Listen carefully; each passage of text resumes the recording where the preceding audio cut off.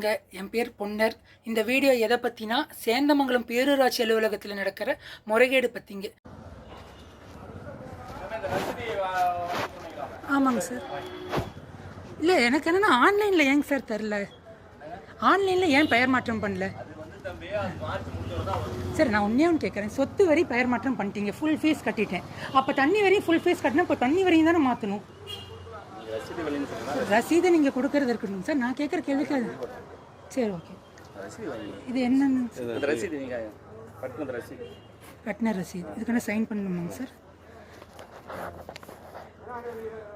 இது என்ன காரணம்னு எழுதுனா சைன் பண்ணுறீங்க சார்? சரி, ஓகே. கொடுத்த ரசீது நீங்கள் அந்த பணம் கட்டுறதுக்கு ரசீது கேட்டீங்களா?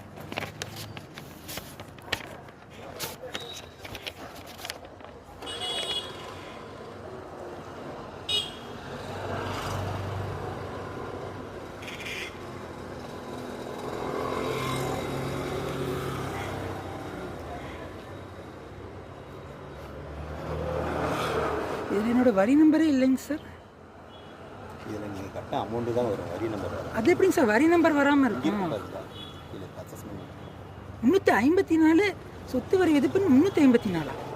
என்னங்க சார் போட்டிருக்கு இதில்? சொத்து வரி எனக்கு 3980ங்க சார்.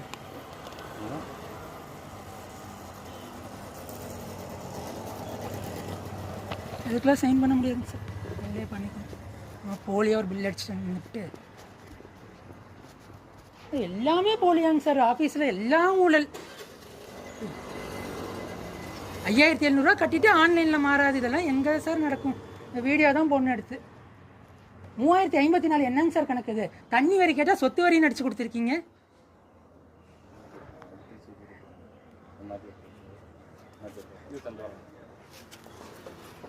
சார் வனிதாங்கிறவங்க யாருங்க சார்? ஃபஸ்ட்டு வனிதா அவங்க ஆஃபீஸ்லாம் வர முடியாது. அவங்க நம்பர் இருந்தால் கொடுங்க சார்.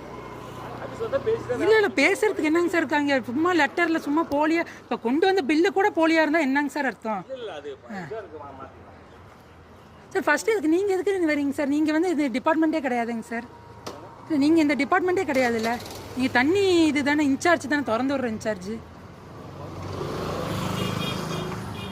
என் பேர் பொன்னர்.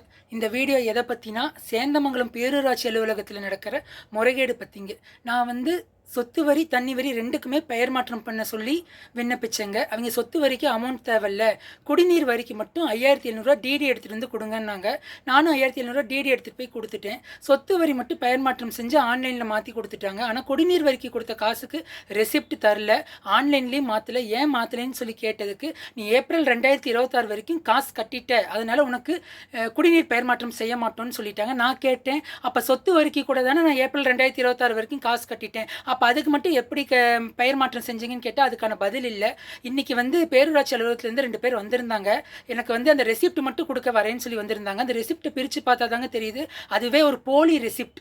அதாவது அந்த நான் வந்து அப்ளை பண்ணது குடிநீர் வரிக்கு, ஆனால் அவங்க கொண்டு வந்து இப்போ என்கிட்ட போலியாக சைன் வாங்க பார்த்தது வந்து சொத்து வரின்னு சொல்லி 354, நான் அப்ளை பண்ணது குடிநீர் 856. அப்போ இவ்வளோ முறைகேடு நடக்குதுங்க. இதெல்லாம் சரி இப்படி நடக்குதுன்னு சொல்லி மேலிடத்துக்கு கம்ப்ளைண்ட் பண்ணலான்னு சென்னை ஹெட் ஆஃபீஸ் ஃபோன் பண்ணேன். அப்போ வந்து பூங்குடி அருமைக்கண் அவங்க தான் ஃபோன் எடுத்தாங்க. அவங்க தான் ஹெட் ஆஃபீஸில் இருக்காங்க. அவங்க வந்து ஃபோன் பண்ணால் என்னை வந்து ஒரு மனுஷனாக கூட மதிக்கலை. ஒரு என்ன சொல்கிறது, ஒரு மனுஷனாக கூட மதிக்காமல், ஒரு ரிப்ளை கூட பண்ணாமல் ஃபோனை கட் பண்ணிட்டாங்க. வேற ஒரு நம்பர்லேருந்து திரும்ப பண்ணுறப்ப, ஓ நீ வேறு நம்பர்லேருந்து பண்ணுறியா, இது என்ன நம்பருன்னு கேட்குறாங்க. அவங்க வந்து சேந்தமங்கலம் ஈஓக்கு சப்போர்ட் பண்ணுற மாதிரியே தான் நடந்துக்கிறாங்க. இப்படி எவ்வளோதான் முறைகேடு நடக்கும்னு சேந்தமங்கலத்தில் தெரியல.